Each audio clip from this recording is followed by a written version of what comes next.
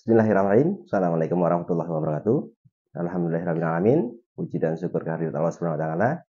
Sahabat Dokter Sapi, bertemu kembali. Pagi kali ini saya akan menyampaikan atau menjawab pertanyaan-pertanyaan beberapa orang peternak terkait dengan bagaimana efek dari penggemukan sapi menggunakan hormonal. Nah, ini sahabat semuanya. Mudah-mudahan ini menjadi tema menarik. Nah, sahabat semuanya, seperti video-video saya sebelumnya bahwa uh, penggemukan sapi menggunakan teknologi peternakan dengan menghitung asupan bahan kering, protein, kemudian energi, kemudian serat kasar, mikromineral, makromineral dan segala macamnya itu adalah rule yang benar kan seperti itu. Nah, sekarang bagaimana kalau dengan bantuan-bantuan hormonal? Nah, hormonal ini dikenal dengan sebagai AAS namanya. Anabolic Androgenik Steroid. Anabolic Androgenik Steroid. Ini sebenarnya adalah hormonal-hormonal yang sering dipakai oleh manusia.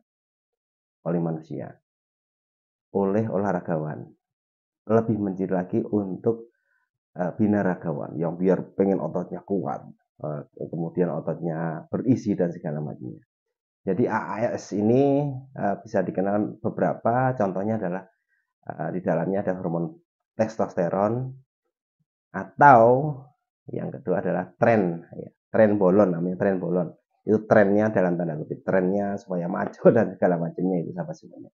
Ini dipakai di binaragawan supaya tadi ototnya kuat dan segala macamnya. Nah itu.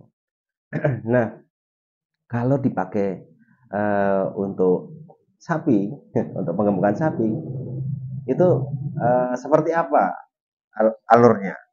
Memang trenbolon asetat ataupun testosteron ini memiliki fungsi pertama adalah sebagai anabolik nutrisi yang kuat, sehingga proses penyerapan nutrisinya menjadi baik, sangat baik. Kalau proses penyerapan nutrisinya sangat baik, maka produktivitasnya baik, pertumbuhannya cepat. Kalau sudah pertumbuhannya cepat, kemudian pembentukan massa ototnya juga baik. Peningkatan massa otot baik, kemudian padat seperti itu. Dia juga mempunyai sifat membakar lemak, sahabat semuanya. Sudah nafsu makannya tinggi, kemudian penyerapan nutrisinya bagus, konversi ke daging dan ototnya bagus. Kalau ada lemak dibakar, pertumbuhannya baik, pertumbuhannya cepat, ADG-nya bagus kan, bahasa seperti itu. Ini fungsi-fungsi dari tadi AAS, baik testosteron ataupun trenbolon asetat. Nah, tetapi ini yang harus menjadi perhatian kita semuanya.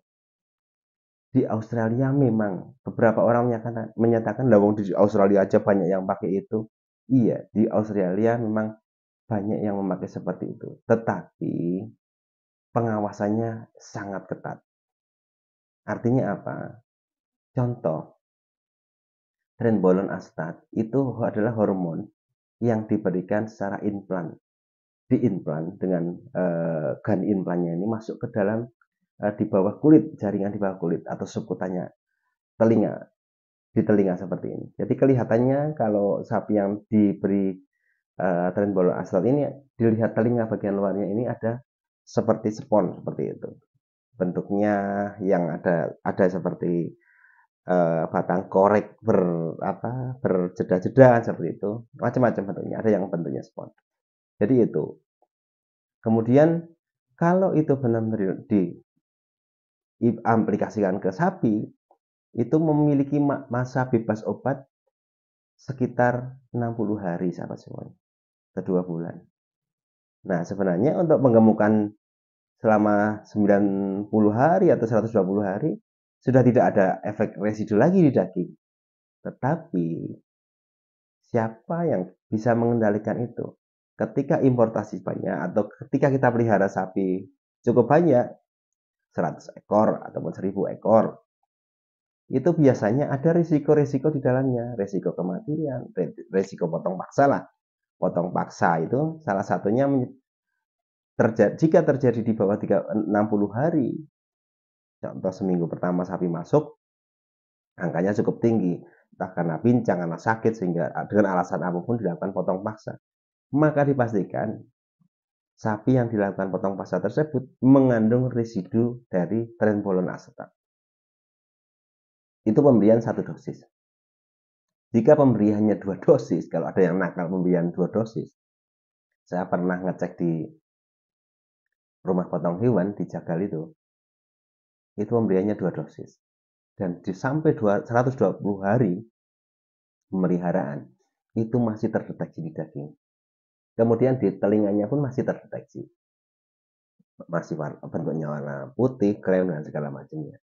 Ini artinya masih menimbulkan residu di daging. Nah, yang bahaya apa? Ketika hormonal tadi menimbulkan residu di daging, kemudian dikonsumsi oleh manusia secara terus-menerus, maka ini akan menyebabkan dampak atau risiko pada kardiovaskuler, gangguan jantung, sahabat semuanya. Nah, kemudian pada manusia sendiri, ketika memang dia mengkonsumsi AAS ini, hormon pertumbuhan ini, hormon testosteron atau Trenbolone ini, dia bisa menyebabkan tingkat kekerasan ekstrim, kriminalitas. Kemudian dampak sosioekonominya.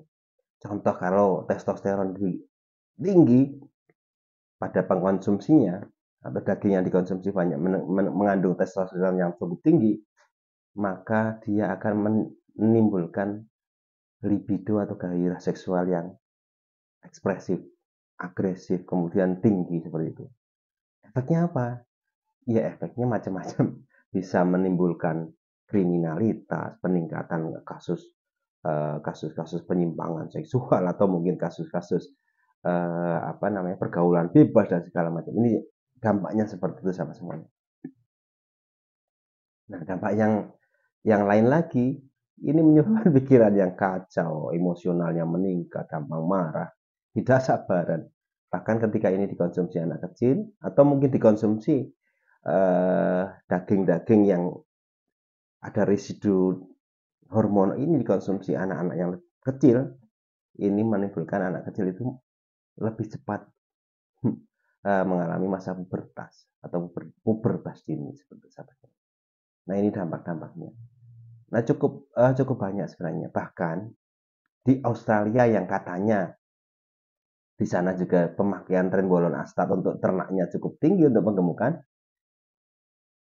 data dari Komisi Intelijen Kriminal Australia terkait dengan laporan data obat terlarang ini menyatakan bahwa peningkatan kasus kriminal sosial di Australia meningkat tajam, yaitu sebanyak 218%. Ini datanya dari mereka. Itu dihitung secara 2 dekade. Pada 2010 sampai 2011 jumlahnya hanya 363 kasus.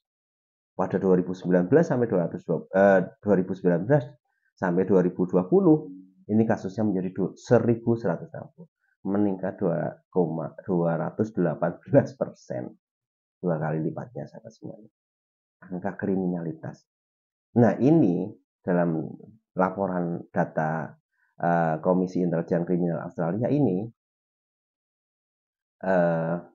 mengindikasikan salah satunya merupakan hasil dari risiko penggunaan Trenbolone acetate.